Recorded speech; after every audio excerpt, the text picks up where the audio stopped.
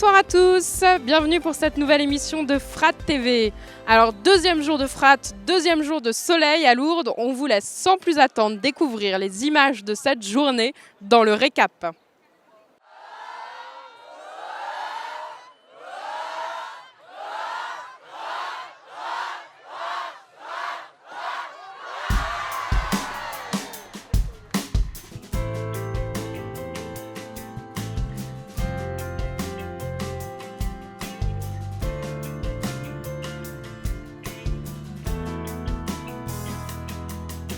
Le vent des tentations s'élève, si tu heurtes le rocher des épreuves, regarde l'étoile, invoque Marie, si tu la suis, tu ne crains rien.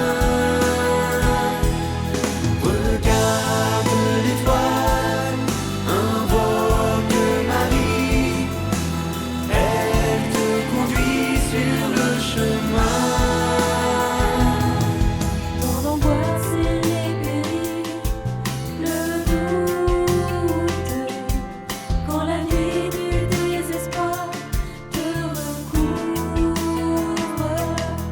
Regarde l'étoile, invoque Marie, si tu la suis, tu ne crains rien.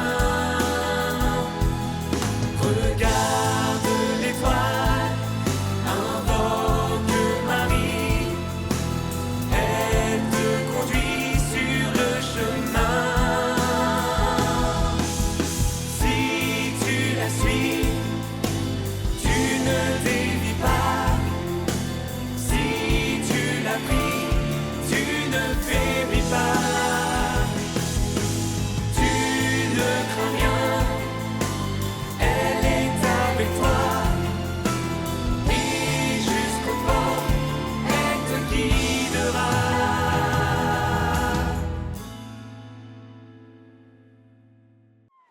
Cette année, en octobre 2018, aura lieu à Rome le synode des évêques sur les jeunes, la foi et le discernement vocationnel. Donc ce synode, c'est un peu le thème de tout notre Frat de Lourdes 2018.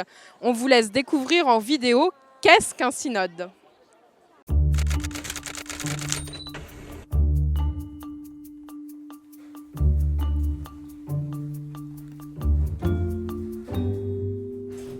Messieurs, asseyez-vous. Je vous ai fait venir parce que la situation exige que nous fassions appel aux meilleurs. Malheureusement, ils ne sont pas disponibles. Tout le monde est très occupé et il ne reste que vous. Nous recherchons une idée révolutionnaire pour nous permettre de nous rapprocher des baptisés qui ont souvent des questions, des suggestions. Nous souhaitons que l'Église les entende et s'en inspire. Voilà le topo. Pas de questions ?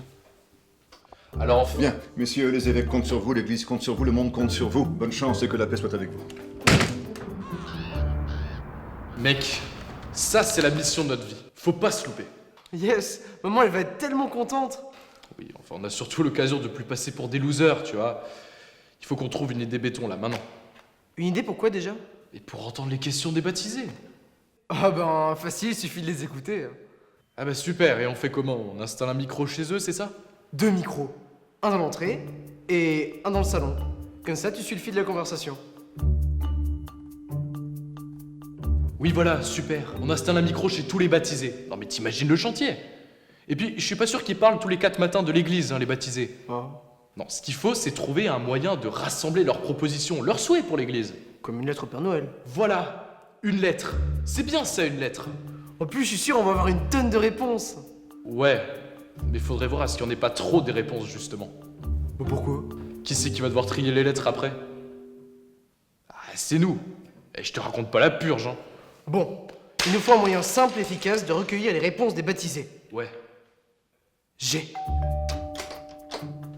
Bonjour madame, c'est l'église. Nous aimerions savoir ce que vous pensiez à propos de tout ça. Trop direct. Beaucoup trop direct. Faut leur laisser du temps pour se préparer. Et si, au lieu d'aller chez eux, on les invitait nous? Ici, tu veux dire? Non, on se retrouve à mi-chemin et on marche en discutant. On les invite à faire un bout de chemin ensemble. Tu vois la puissance du symbole? Imagine, un chemin sur la famille, l'évangélisation. Les jeunes et l'église. On pourrait carrément en faire plein, sur des sujets qui touchent vraiment les gens, en fonction de leur réalité de baptisés. On aurait des sujets hyper variés.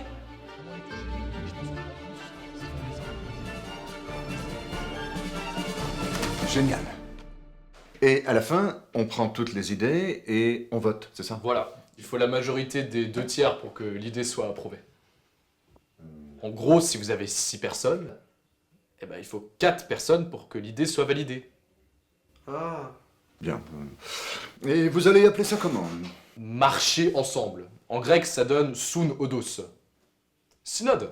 Et synodus. Comme ça fait plus latin. Synode. Bien. Ben allez proposer ça au patron.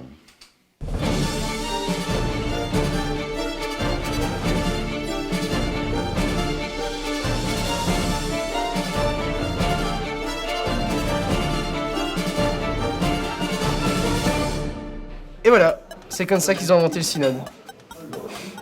Ma gueule, t'en sers du tout en fait. Mais du coup, c'est quoi cette histoire de vote là Alors, au Frat, avec le synode des jeunes, tu peux proposer des idées, et lors de la mise en commun, on vote pour celles qui nous plaisent. On vote? Oui, avec ton téléphone sur le site du Frat.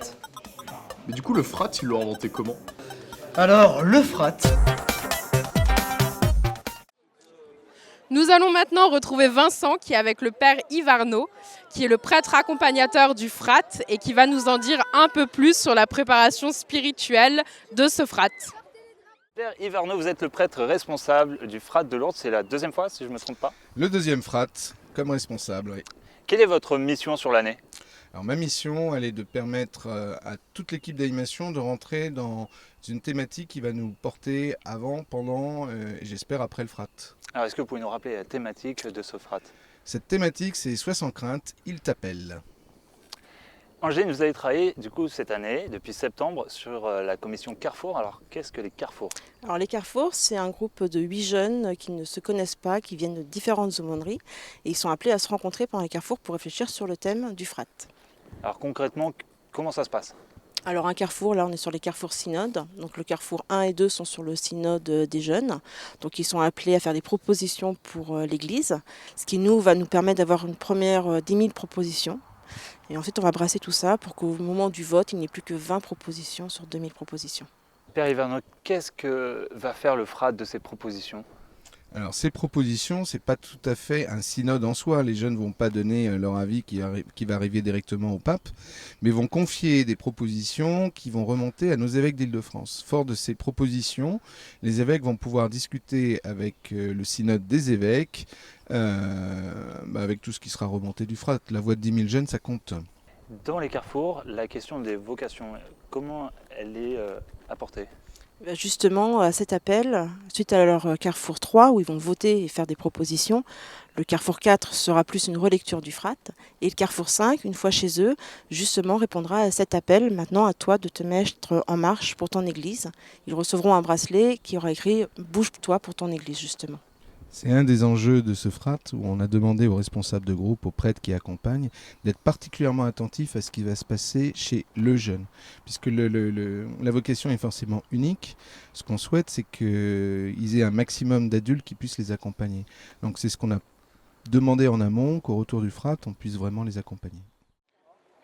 C'est toujours l'anniversaire du fraternel, on n'a pas fini de le fêter ensemble. Retrouvons maintenant la minute 110 ans du frat.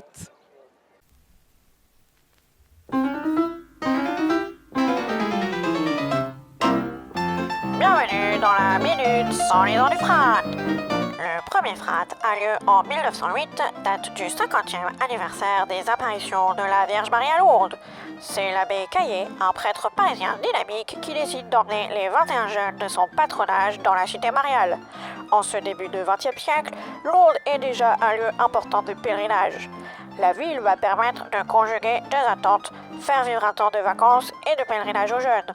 Cette première expérience est un succès et l'abbé Caillé décide de reconduire ce qui s'appelle à l'époque le pèlerinage fraternel les années suivantes. En quelques années, plusieurs patronages du nord de Paris se joignent au groupe. 1914 marque le début de la Première Guerre mondiale. les trains et les hommes sont mobilisés. Pour la première fois de son histoire, le frat est interrompu. Merci à tous d'avoir suivi cette émission. On vous donne rendez-vous demain à 8h50 pour la prochaine Frat TV. En attendant, on vous souhaite une très bonne soirée et on vous laisse suivre en direct la célébration.